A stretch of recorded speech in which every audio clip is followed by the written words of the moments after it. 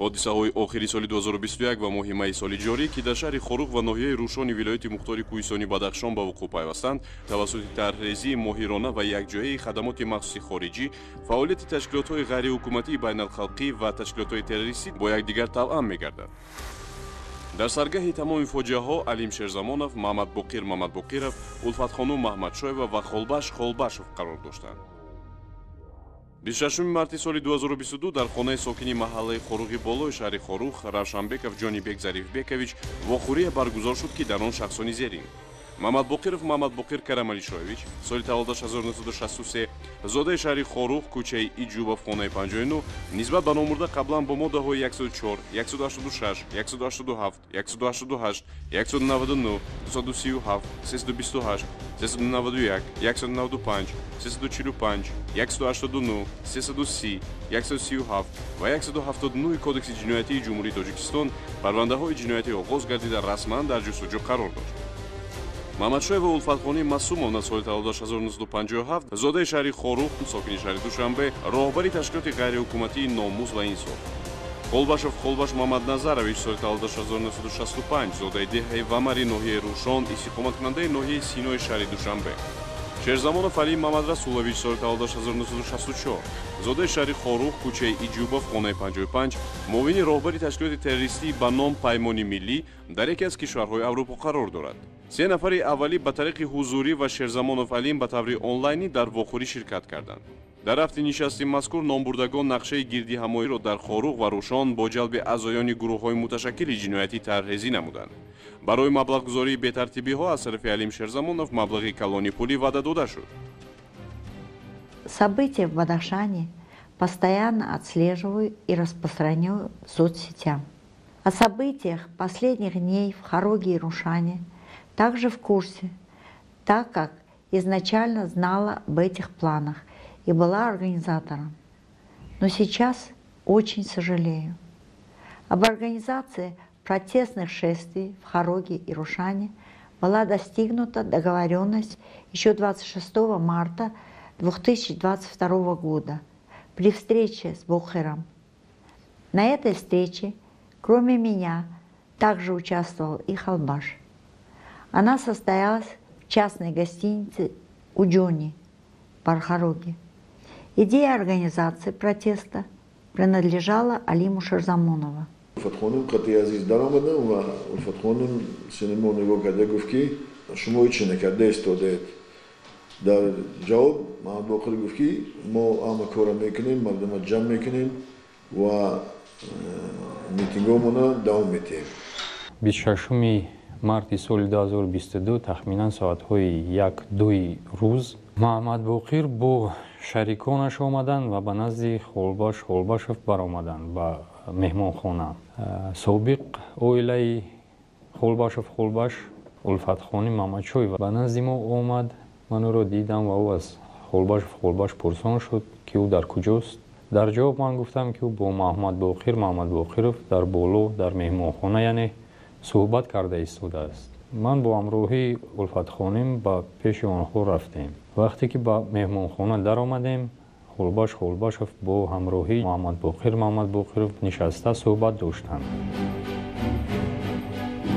қаблан аз тарафи Алим Шерзамонов ба воситаи Улфатхони Маҳмадшоева $13,000 амрикоӣ, $7,000 барои гурӯҳҳои муташаккили ҷиноятии Хорух ва $6,000 барои гурӯҳҳои муташаккили ҷиноятии Рӯшон ба Маҳмад Боқир ва Холбашев ҷиҳати омодасозии заминаи бетартибиҳо дода шуда буд.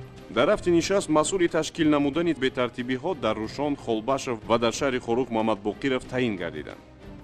ҳамчун идеологи асосии ин гурӯҳҳо Маҳмадшоева Улфатхонӣ масъулияти ҳамоҳангсоз, таблиғгар, роҳнамоию иртиботи ҷинояткорон, алоқа бо хадамоти махсуси хориҷӣ, инчунин назорати фаъолияти мақомоти ҳифзи ҳуқуқ, тарҳрезӣ ва амалисозии ҳар гуна моҷароҳоро алайҳи ин мақомот ва сабти видеоии ҷараёни ин ҳодисаҳоро ба зимма гирифт.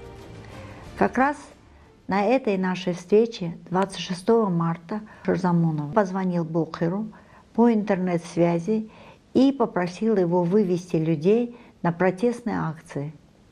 Холбаша назначил ответственным по Рушану, а на меня была возложена задача об освещении всех событий. В частности, документально фиксировать любые действия, правительственных структур, в том числе и силового блока. К организации этих мероприятий очень серьезно подготовились. ангоми ки мо суҳбат доштем ба телефони Маҳмад Боқир ба тариқи сайти WhatsApp занг омад ва Маҳмад Боқир телефонро гирифта фаҳмидем ки Алим Шерзамонов занг задааст ва суҳбат карда аҳволпурсӣ кардан ва дар вақти аҳволпурсӣ кардан пурсид ки кай шумо метавонед мардумро ба тазаввурот ҷамъ кардан ва Маҳмад Боқир гуфт ки ман метавонам мардуми пир то ҷавони хоруғи боло ва маҳаллои хоруғро бардошта ба тазаввурот баранд. Баъд қатъи мана гап зад, аҳволпурсӣ карду, баъд масъалаи рӯшон пурсид, ҷавонои рӯшон чӣ хелан тайёранд ҳастанд, мехезанд. Ман гуфтам ки ҷавонои рӯшон дар рӯшон тайёранд мавҷуданд. Метавонанд хоруғ омадан ки вай пурсид, ман гуфтам ҷавоб надода, Маҳмад Боқир гуфт не ҷавонои рӯшон хоруғ набиёранд, дар рӯшон бишинанд. Вақте мо дар хоруғ тазаввуротро сар кардем, бачаҳои рӯшон дар рӯшон тазаввурот кунанд. дар ин занҷираи ҷиноят нақши Маҳмадшоҳ ва Улфатхоним ҳамчун ташкилотчиву ҳамоҳангсози ин бетартибиҳо хеле бузург аст. Номбурда бо доштани маълумоти олӣ аслан як зани нодон нест, аммо ҳирси ҷоҳу мол ва сарватуро ба пайроҳае овардан ки манфиати худро аз ҳаёту осудагии ҳамдиёрон боло гузошт ва бо тақдири садҳои ҷавонони бадахшонӣ бозии фоҷиаборашро оғоз кард. вай ба сифати роҳбари ташкилоти ғайриҳукуматии номуз ва инсоф бо як қатор ташкилотҳои шубҳаноки хориҷӣ робита барқарор мекунад ва ба ивази маълумотҳои гуногуни бар зарари манфиатҳои миллӣ равона шуда маблағи зиёдеро дарёфт мекард. чунончи иртиботи зичи Улфатхонӣ Маҳмадшоҳева бо ташкилоти Интерньюз Нетворк ва созмонҳои дигари марбут ба хадамоти махсуси хориҷӣ ошкор шудааст. соли 2020 барои лоиҳаи моҷароҷӯёнаи ҷалби аҳолӣ ба воситаҳои ахбори омма $5000 Иёлоти Муттаҳидаи Амрико ва соли 2022 барои дар ҳудуди вилояти Мухтори Кӯҳистони Бадахшон татбиқ кардани лоиҳаи иғвоангези озодии дин ва таҳаммулпазирӣ аз ҳамин ташкилот $5000 амрикоӣ гирифта буд. 15 марти соли 2022 Маҳмадшоҳ ва Улфатхоним дар тарафхонаи Сегафредаи шаҳри Душанбе бо ду нафар кормандони сафоратхонаи яке аз кишварҳои ғарб ки ба хадамоти махсуси ин кишвар тааллуқ доштанд мулоқот менамояд. Мы знали, что события в Бадахшане тщательным образом отслеживаются со стороны заинтересованных иностранных государств и международных организаций, которые раньше поддерживали нас. Например, 15 марта 2022 года я была приглашена на встречу со стороны дипломатов одного из западных стран. Встреча прошла в кафе Сегафреда в центре города Душанбе.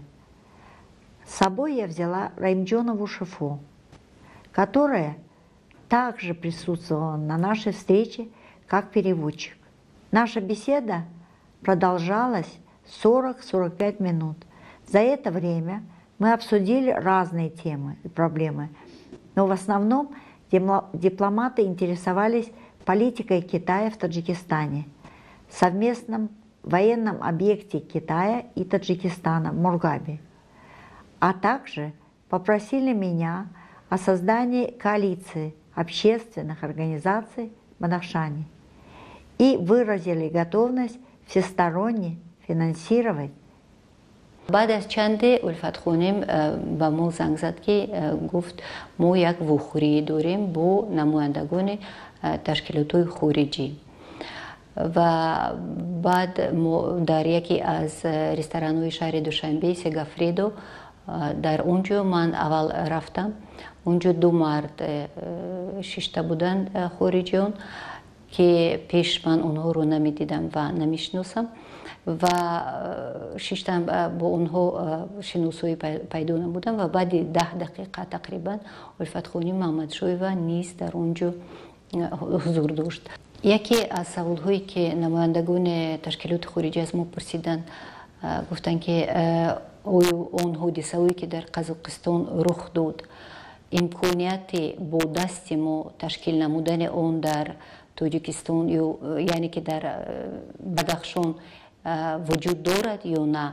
бинобар сабаби идома доштани тафтишот аз овардани номунасаби дипломатҳои хориҷӣ худдорӣ карда мешавад.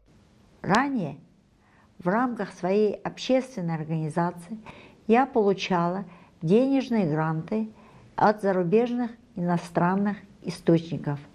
За последние 5 лет в рамках различных проектов я получала более 400 тысяч сомони. ғайр аз ин, Мамадшоева тавассути мессенҷерҳо ва шабакаҳои иҷтимоӣ бо Алим Шерзамонов робитаи доимӣ дошт. шояд ӯ дарк намекард, ки Алим Шерзамонов дар асл тавсеяю супоришҳои саркардаҳои фирории ташкилоти террористии ҳизби Наҳзати Исломиро барои ноором кардани вазъияти ҷамъияти сиёсӣ дар вилояти мухтори Кӯҳистони Бадахшон дода истодааст. барои иҷрои ин вазифаҳо Улфат хонум дар байни ҷавонони ноогоҳ ва аъзоёни гурӯҳҳои ҷинояткор ба иғвогарӣ, барангехтани кина ва адовати маҳалгароӣ, даъват ба бетартибиҳо машғул буд. маҳз як ҳафта пас аз бозгашти Улфатхонии Мамадшоева ба шаҳри Душанбе, митинги ғайриқонунии 14 май дар маҳаллаи Хоруғи Боло ба вуқӯъ пайваст. аз моҳи июли соли 2021 Улфатхонии Мамадшоева бо шаҳрванди хориҷӣ бо лақаби Али Грачов робита барқарор карда, бар ивази маблағҳои муайяни пулӣ ба ӯ чандин иттилооти дорои хусусияти махфиро, ки ба зарари Тоҷикистон равона шуда буданд, додааст. зимни тафтишоти пешакӣ маълум гардид, ки Али Грачов корманди муайяншудаи хадамоти махсуси яке аз кишварҳои ғарбӣ мебошад. ном бурда бо Мамадшоева тавассути интернет аз мавқеи яке аз кишварҳои Скандинавӣ алоқа дошт. Кроме того, у меня было сотрудничество с отдельными иностранными гражданами, которые за денежные вознаграждения получали различного рода информацию о происходящих политических событиях в Таджикистане, о ситуации на границе с Кыргызстаном и Афганистаном, о численности, силах и средствах пограничных войск в приграничных районах с Афганистаном, о численности спецподразделения Альфа ГКМБ и МВД-РТ на границе, а также и другие темы. За каждую предоставленную информацию получала денежное вознаграждение в размере 100 американских долларов. Деньги поступали через платежные банковские системы. умуман дар давоми 5 соли охир ба суратҳисоби Мамадшоева Улфат хонум барои маълумотҳои ба созмонҳои махсуси хориҷии кишварҳои ғарб додааш 400 000 сомонӣ бо асъори хориҷӣ ворид гардидааст ва ин маблағҳо барои омодасозии заминаи бетартибиҳо дар Хоруғу Рӯшон, инчунин иғвоангезии иттилоотӣ, тарғиботи ақидаҳои зидди миллӣ равона шуданд. нафари дигаре, ки дар ҳаводиси ахир омили бетартибиҳои Рӯшон шуд, Холбаш Холбашов аст. номбурда ҳанӯз дар нооромиҳои солҳои 90-уми асри гузашта даст дошта ҷиноёти зиёде содир намуда буд. баъди имзои созишномаи сулҳ ва ризояти миллӣ авф гардида ба ҳайси афсар дар нирӯҳои марзбонӣ пазируфта мешавад ва то рутбаи генералӣ мерасад. вале таври раванди ҳодисаҳо нишон медиҳад, натавонист робитаашро аз ҳамдастони ҷинояткораш канад. бо ташвиқи собиқ ҳамсараш Улфатхонии Мамадшоева савганди ҳарбиро шикаста, дубора ба пайроҳаи ҷинояткорӣ ворид мегардад. ҳамчун саркардаи гурӯҳи муташаккили террористӣ дар ноҳияи Рӯшон мардумро ба нооромӣ даъват мекунад. маҳз бо дастури ӯ аз 16 майи соли ҷорӣ тазоҳуроту бетартибиҳо дар ноҳияи Рӯшон оғоз гардида, 17 май роҳи байналмилалии Душанбе, Хорох, Кулма баста шуд. бо кӯмаки ӯ гурӯҳҳои муташаккили ҷиноятӣ дар Рӯшон мусаллаҳ гардонида шуда буд ва ин гурӯҳҳо 18 май ба калоннаи хизматчиёни ҳарбӣ ҳамлаи мусаллаҳона анҷом дода, як афсарро ба ҳалокат расониданд ва 13 хизматчии ҳарбиро маҷрӯҳ карданд.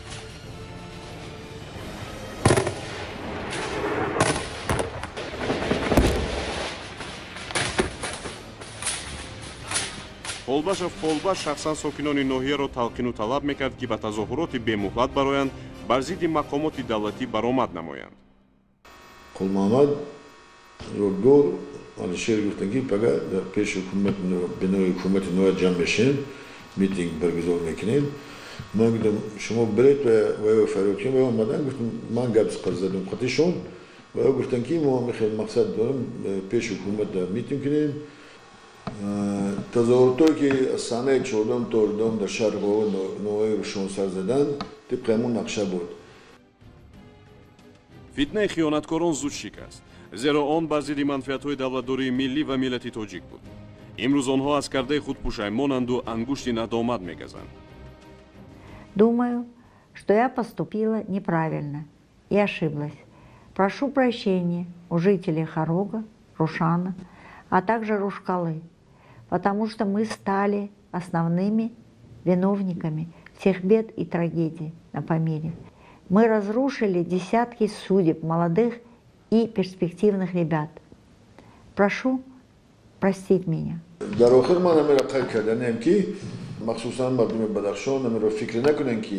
این نوار در زیر فشار گرفته شد. یگان فشار نبود، یگان تأخیر نبود. این من سخنهای من هستند. میخوام که بشنوم که خیلی کارهای نامطلوب دیگر تکرار نشوند، مردم آسایشتر زندگیشون نکنند. از سال 2012 به همین ناآرامی شهر خورگ، ناحیه روشان، شغنان و راشقله من دست دارم. من از کردارهای خود پشیمانم. از ساکنان ناحیه روشان، راشقله و شهر خورگ بخشش میپرسم، چون که من سببگاری محبسی و نرکمان شدن جوانان گردیدم. بدبختی جوانان من هستم، چون که من جوانان را برای میتینگ و بستن راههای بین المللی دعوت نمودم. اما پشیمانی سود ندارد. هر کسی که به وطن و ملت خود خیانت میکند جزای او نابخشیدنی است.